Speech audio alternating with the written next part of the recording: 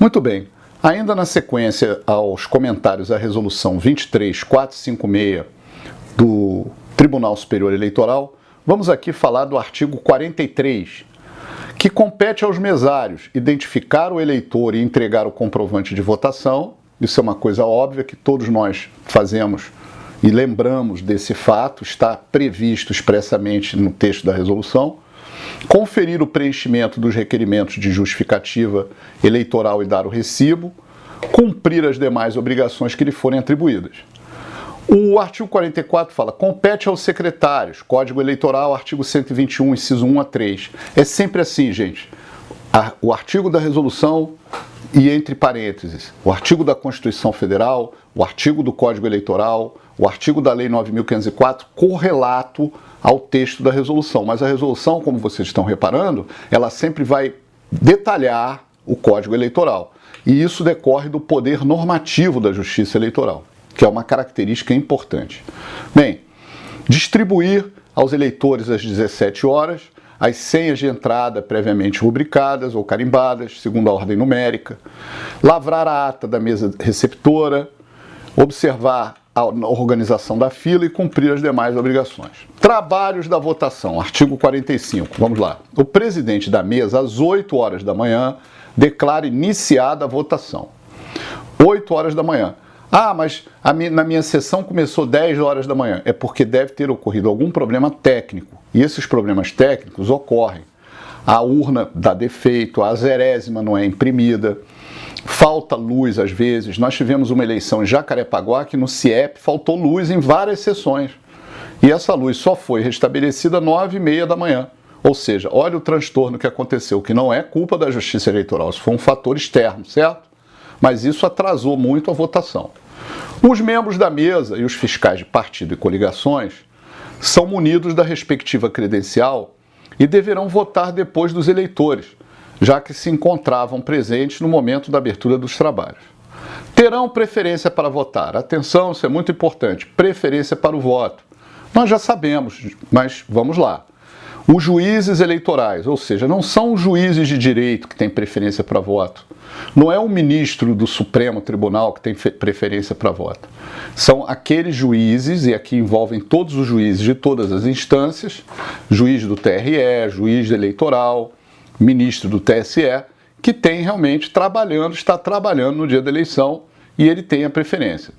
Seus auxiliares, os auxiliares dos magistrados, os servidores da Justiça Eleitoral, isso é muito importante, os promotores eleitorais, que também não é todo promotor de justiça, são apenas aqueles designados, investidos na função com essa atribuição, os policiais militares em serviço, ou seja, não são todos, quem não está de serviço entra na fila normalmente, os eleitores maiores de 60 anos, isso é muito importante, por causa do Estatuto do Idoso.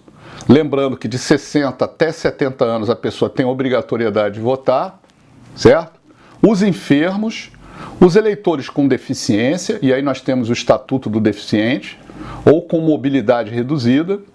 Lembrando que se você tem um pai, um parente deficiente ou é deficiente, você pode, com antecedência, não é no dia da eleição, tá, gente? Com antecedência, você pode pedir para transferir para uma sessão que tenha maior mobilidade. O que significa isso? Na sessão que eu voto, ou que meu pai vota, e ele tem cadeira de rodas, ele é cadeirante, ele tem que subir uma escada, e isso cria uma dificuldade. Então você pode, desde já, procurar o juiz da sua zona eleitoral e pedir a transferência para um lugar mais plano, certo? Muito bem.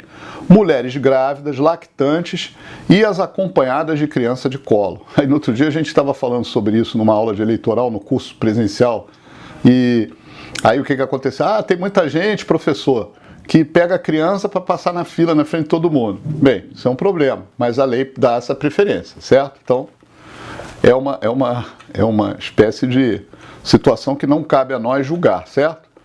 Se está com uma criança de colo, tem preferência. A preferência considera-se a ordem de chegada à fila de votação. Claro, se tem várias pessoas com preferência, aqueles que chegaram primeiro dentro da preferência podem votar.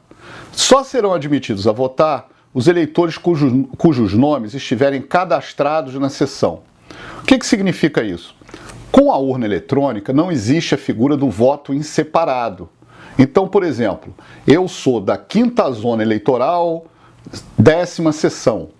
Eu só posso votar na 10ª sessão da 5ª zona eleitoral, ou seja, não posso votar em outra sessão, mesmo sendo da 5ª zona eleitoral, certo? Não é possível isso. Poderá votar o eleitor cujo nome não figure no caderno de votação, desde que os seus dados constem do cadastro de eleitores da urna. Isso é importante, tem que estar no cadastro de eleitores. Para votar, o eleitor poderá apresentar um documento, isso é muito importante, não é o poderá, isso vai cair na prova. Ele deverá apresentar um documento com foto que comprove a sua identidade. Por quê? Nós já tivemos muitas fraudes no Brasil em que o eleitor votava apenas com título eleitoral, porque a legislação eleitoral só exigia a apresentação do título. Eu me lembro que quando eu era promotor eleitoral em Belfor Roxo, numa determinada eleição, houve a prisão de um eleitor com 30 títulos eleitorais. Olha isso. Ele votava pelo José, pelo Manel, pelo Ricardinho, pelo Pedrinho, pelo Joãozinho. E ele estava com aqueles títulos, certo? E votando no mesmo candidato, usando vários títulos de pessoas que simplesmente venderam voto. Deram aquele título em troca de algum dinheiro e ficou na mão desse falsário, né? Isso é um crime, votar ou tentar votar em nome de outrem, e por isso nós temos hoje a obrigação de apresentar um documento oficial com foto. Quais são os documentos que são admitidos? Carteira de identidade, passaporte, geralmente ninguém vota com passaporte, ou um documento oficial com foto. Tem que ser um documento oficial de foto, não vale carteirinha de clube, nada disso, né? Inclusive a carteira profissional, isso é muito comum, pessoas votarem com a carteira de trabalho. Certificado de reservista, que tenha foto, carteira de trabalho, carteira nacional de habilitação também vale, né? A CNH. Não será admitida, isso é importante, anote aí por favor, certidão de nascimento ou casamento como prova de identidade do eleitor no momento da votação. Ah, não, professor, não pode ser admitida não, porque a certidão de nascimento e casamento, vocês sabem que não tem a nossa fotografia. Então, aqui é um mecanismo que pode servir também de fraude. Não poderá também votar o eleitor cujos dados não figurem no cadastro da sessão constante da urna, ainda que apresente um título eleitoral correspondente à sessão e documento que comprove a sua identidade, devendo, nessa hipótese, a mesa receptora registrar a ocorrência. Então é muito importante, só pode votar se ele tiver o seu cadastro na sessão. Atenção, artigo 47, que está ligado ao 147 do Código Eleitoral, que diz assim: existindo dúvida, há uma dúvida quanto à identidade do eleitor, mesmo que esteja portando título de eleitor e documento oficial, o presidente da mesa deverá interrogá-lo sobre os dados do título, no documento oficial, caderno de votação, em seguida deverá confrontar a assinatura constante desses documentos com a feita pelo eleitor na sua presença e fazer constar na ata.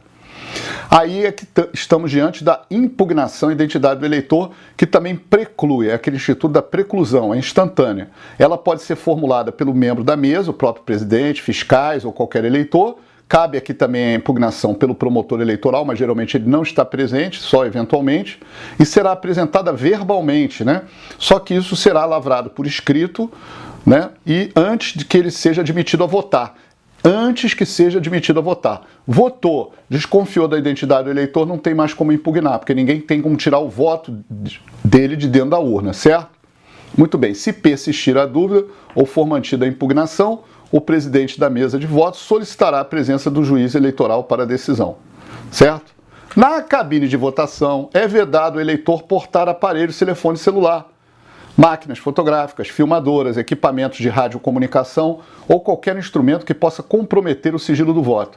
Nós tivemos um caso em Caxias, né, que uma moça foi votar e fez um selfie.